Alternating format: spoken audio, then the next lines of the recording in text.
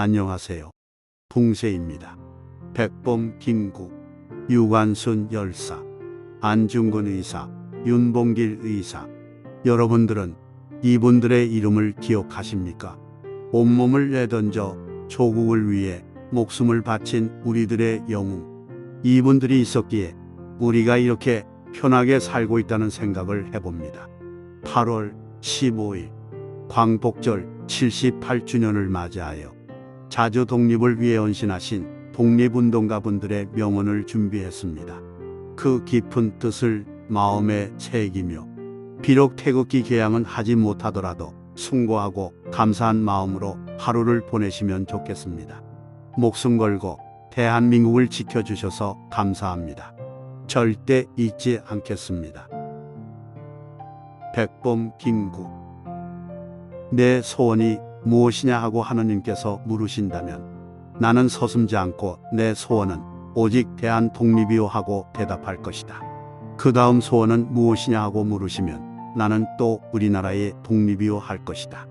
또 그 다음 소원이 무엇이냐 하고 세 번째 물으셔도 나는 더욱 소리를 높여 내 소원은 우리나라 대한의 완전한 자주독립이요 하고 대답할 것이다. 우리나라가 세계에서 가장 아름다운 나라가 되기를 원하지 가장 강한 나라가 되기를 원하지 않는다. 내가 남의 침략에 가슴이 아팠으니 내 나라가 남을 침략하는 것을 원치 않는다. 우리의 부력이 우리의 생활을 풍족히 할 만하고 우리의 강력이 남의 침략을 막을 만하면 족하다. 오직 한없이 가지고 싶은 것은 높은 문화의 힘이다. 문화의 힘은 우리 자신을 행복하게 하고 나아가서 남에게 행복을 주기 때문이다. 눈길을 걸어갈 때 어지럽게 걷지 말기를. 오늘 내가 걸어간 길이 훗날 다른 사람의 이정표가 되리니. 안중근 의사. 내가 죽은 뒤에 나이뼈를 하얼빈 고원 곁에 묻어두었다가 우리 국권이 회복되거든 고국으로 반장해다오. 나는 천국에 가서도 또한 마땅히 우리나라의 회복을 위해 힘쓸 것이다. 나의 시신은 독립이 되기 전까지 조국 땅에 묻지 마라. 너희들은 돌아가서 동포들에게 각각 모두 나라의 책임을 지고 국민된 의무를 다하며 마음을 같이하고 힘을 합하여 공로를 세우고 법을 이루도록 일러다오. 대한 독립의 소리가 천국에 들려오면 나는 마땅히 춤추며 만세를 부를 것이다. 너희는 대한제국 동포들이 독립을 하도록 힘써라. 대한의 완전한 독립이 천국에 들리면 나는 하늘에서 춤을 추며 만세를 부를 것이다. 불이 없는 나무가 어디에서 날 것이며 나라 없는 백성이 어디서 살 것인가. 윤봉길 의사. 고향에 계신 부모, 형제, 동포요. 더 살고 싶은 것이 인정입니다. 그러나 죽음을 택해야 할 오직 한 번의 가장 좋은 기회를 포착했습니다. 100년을 살기보다 조국의 영광을 지키는 이 기회를 택했습니다. 안녕히들 계십시오. 너희도 만일 피가 있고 뼈가 있다면 반드시 조선을 위해 용감한 투사가 되어라. 태극의 깃발을 높이 드날리고 나의 빈 무덤 앞에 찾아와 한 잔의 술을 부어 놓아라. 그리고 너희들은 아비 없음을 슬퍼하지 말아라. 사랑하는 어머니가 있으니 어머니의 교양으로 성공한 자를 동서양 역사상 복원때 동양으로 문학가 맹자가 있고 서양으로 불란서 혁명가 나폴레옹이 있고 미국의 발명가 에디슨이 있다. 바라건대 너희 어머니는 그의 어머니가 되고 너희들은 그 사람이 되어라. 도산 안창호.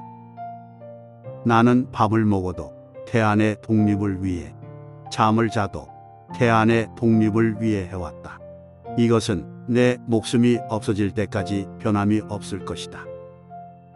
자기 몸과 집을 자신이 다스리지 않으면 대신 다스려줄 사람이 없듯이 자기 국가와 민족을 자신이 구하지 않으면 구해줄 사람이 없다는 것을 아는 것이 바로 책임감이요 주인관념이다.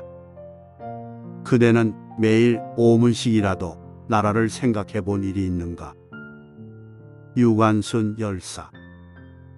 내 손과 다리가 부러져도 그 고통은 이길 수 있사오나 나라를 잃어버린 그 고통만은 견딜 수가 없습니다. 나라에 바칠 목숨이 오직 하나밖에 없는 것만이 이 소녀의 유일한 슬픔입니다. 이몽창 의사. 선생님, 제 나이 이제 31입니다. 앞으로 31해를 더 산다 해도 지금보다 더 나은 재미가 없을 것입니다. 인생의 목적이 쾌락이라면 지난 31년 동안 쾌락이란 것을 모두 맛보았습니다. 이제부터 영원한 쾌락을 위해 목숨을 바칠 각오로 상해로 온 것입니다.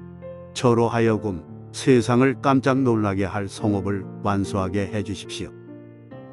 안중근 의사의 모친이신 조마리아 여사가 옥중 아들에게 보내는 편지. 내가 만약 늙은 어미보다 먼저 죽은 것을 불효라 생각한다면 이 어미는 웃음거리가 될 것이다.